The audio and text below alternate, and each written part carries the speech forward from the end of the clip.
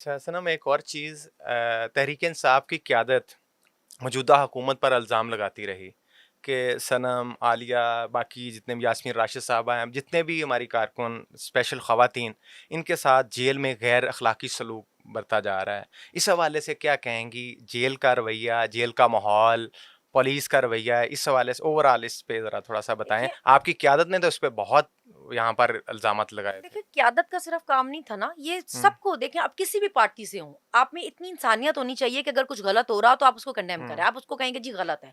अगर आप हम पे दहशतगर्दी के पर्चे 13-13, हुँ, मतलब एक वीडियो है मेरी जो कोर्ट में चलाते हैं, एक वीडियो, उस एक वीडियो पे मेरे पे 13 पर्चे हैं, हुँ, कि मतलब वही एक एविडेंस 13 पे केसेस में यूज़ किया हुआ है।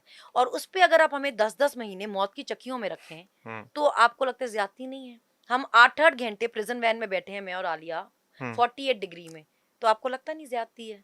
हमारे बच्चे हुँ, हमारे बगैर 14-14, 15-15 महीने रहे हैं, ज़्यादती नहीं है? हुँ, तो ये तो हर किसी को बोलना चाहिए था।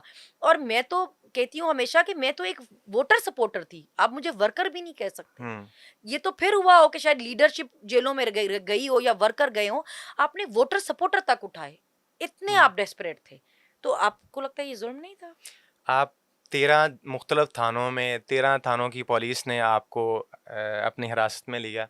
सबसे अच्छा रवैया किसका था और सबसे तज़हीक अमेज़ या इस तरह के रवैये के हवाले से क्या कहेंगी? देखिए, सबसे अच्छा रवैया जो था वो मियाँ वाली पुलिस का था। वो हुँ, लोग किसी और ही दुनिया के लोग हैं। अच्छा। इतनी तमीज़दार पुलिस है कि वो आपको पुलिस लगेगी ही नहीं कि ये हुँ, पुलिस है, क्योंकि जो इंप्रेशन है पुलिस का, हुँ, वो लोग बिल्कुल भी वैसे नहीं थे। अच्छा। वो आपकी इतनी इज़्ज़त करते थे, वो कहते थे कि हमारा ये ट्रेंड है कि हम अपनी ख़वातीन की बहुत इज़्ज़त करते हैं। हुँ, लेकिन उनकी ये बात बहुत अच्छी थी कि वो सिर्फ़ अपने घर की औरतों की इज़्ज़त नहीं करते थे, फिर वो हर औरत की इज़्ज़त करते थे। हुँ, वो हमें इतना सपोर्ट करते थे कि मतलब अभी तो चले हम बाहर हैं, कि उनको अगर हम कभी पूछते थे ना कि हुँ, बाकी जगहों की पुलिस का ये होता था कि वो हमसे बात तक करने की रवादार नहीं होती थी। जो फीमेल हुँ, हमारे साथ होती थी, वो कहती थी कि हमें इंस्ट्रक्शन है कि इनसे कोई बात नहीं करनी।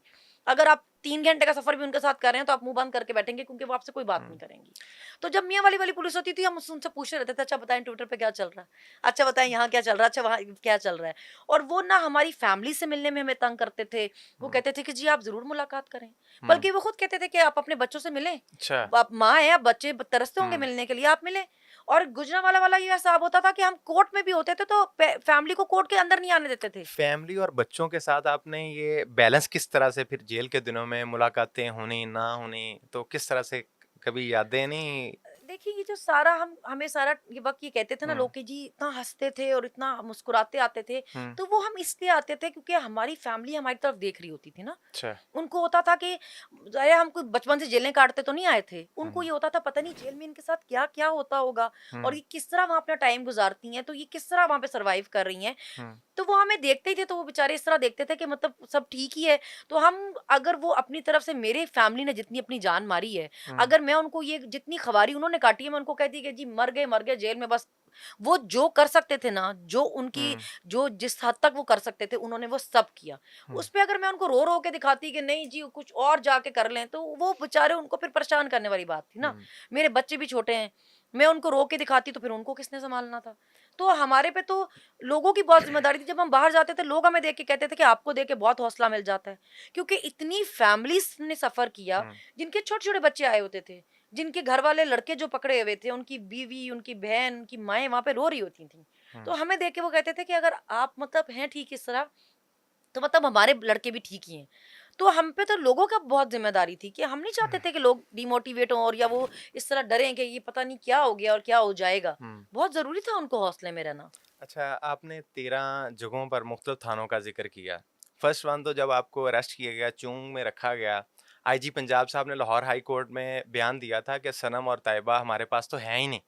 जबकि हमारे कुछ कोलीग्स, सोशल मीडिया एक्टिविस्ट उसी रात तकरीबन 11 से 12 बजे, हुँ। मैं खुद भी उन्हीं में से शामिल था लेकिन आपके पास नहीं आया था। आपके साथ मुलाकात हो रही है, आईजी पंजाब साहब सुबह बयान दे रहे हैं, तो क्या वजह क्या थी? दे क्यों नहीं आपको सामने क्यों नहीं लेके आ रहे देखिए, ये थे? इतना झूठ बोलते हैं कि इनको देख के मैं कभी सोचती हूँ कि इन्होंने झूठ बोलने की भी कहीं से ट्रेनिंग ली है। मतलब ये हुँ, शायद किसी स्कूल में जाते हैं जहाँ इनको स्पेशल ट्रेनिंग मिलती है कि ये तुम लोगों ने झूठ बोलना है और मतलब सही पक्के मुँह से बोलना है। हुँ, हमें चुंग में रखा हुआ था क्योंकि ये वहाँ पे सब फ्रेंड्स भी मिलने, फैमिली भी मिली, और फिर जब कोर्ट में बोला कि जी हमारे हुँ, पास तो है ही नहीं, हुँ, तो हुँ, सारी फैमिली भी हैरान परेशान थी कि हम रोज़ खाना दे के आ रहे हैं, अच्छा, हम रोज़ मिल के आ रहे हैं, क्या मतलब हमारे पास नहीं है? हुँ, फिर जब इनको पता चला कि ये कोर्ट चले गए हैं तो उन्होंने हमें वहां से निकाला, हमें सीटीडी लेकर गए। अच्छा। और जब वहां लेकर गए तो वहां सारे मेल थे, तो हम्म। वो थोड़े यानी कि आपको जहां पे रखा वहां पर मेल या ये क्या? बेसिकली चूंग भी फीमेल थाना पुलिस स्टेशन तो नहीं था ना, वहां आप नहीं रख चूंग में सकते थे। फीमेल थाने में नहीं थी? फीमेल थाना नहीं था वो, तो हम्म। हमें वहां रख ही नहीं सकते थे। जब मेरी फैमिली कोर्ट गई तो सीटीडी लेकर गए। अच्छा। तो जो सीटीडी वाले थे वो थोड़े गैरतमंद थे, उन्होंने कहा कि सर अलाउ ही नहीं है किसी औरत को यहाँ रखना, हम नहीं रख सकते। अच्छा। अगर इसकी फैमिली बैलफ लेके आ गई तो हम क्या जवाब देंगे, तो आप इनको लेके जाए यहाँ से, हम नहीं रख सकते। फिर वो हमें दोबारा चूंग लेकर गए। चूंग में उन्होंने फिर हमें रखा, फिर उन्होंने वहां पे से हमें आधी रात को शिफ्ट किया और हमें सीआईए कोतवाली ले गए। तो सीआईए कोतवाली भी क्योंकि विमेन नहीं है पुलिस स्टेशन, तो मैंने उनको बोला कि मैं तो मेरी फैमिली कोर्ट चली गई हुई है और वो बैलफ के साथ आएगी। तो इन्होंने बोला कि आगे से मुझे कमाल बेशर्मी से कि कोई बात नहीं, यहाँ पे नीचे बहुत सारे तय खाने हैं, हम आपको उनमें से किसी में भिजवा देंगे, आप अपनी फैमिली को नहीं मिलेंगे। अच्छा, कभी इस पूरे सिनेरियो में आपको कभी फील हुआ हो कि ये पंजाब पुलिस नहीं है, ये कहीं भाई लोगों का, कहीं और कोई और मखलूक का कभी फील हुआ हो कि ये पुलिस वाले ऐसा नहीं कर सकते हमारे साथ? देखिए मैं क्योंकि लिबर्टी से अरेस्ट हो गई थी, मेरे हम्म। घर नहीं कोई आया था क्योंकि मैं हम्म। बाहर से अरेस्ट हो गई थी। तो मुझे तो मेरा जो सारा, क्योंकि उन्होंने अपने वो रैंक्स लगाए होते थे, तो वो तो मुझे कोई सिविल कपड़े वाले नहीं थे जिन्होंने पकड़ा, वो एसपी डीएसपी या आईओ शाईओ लिखा होता था उनके कपड़ों ठीक के है। ऊपर।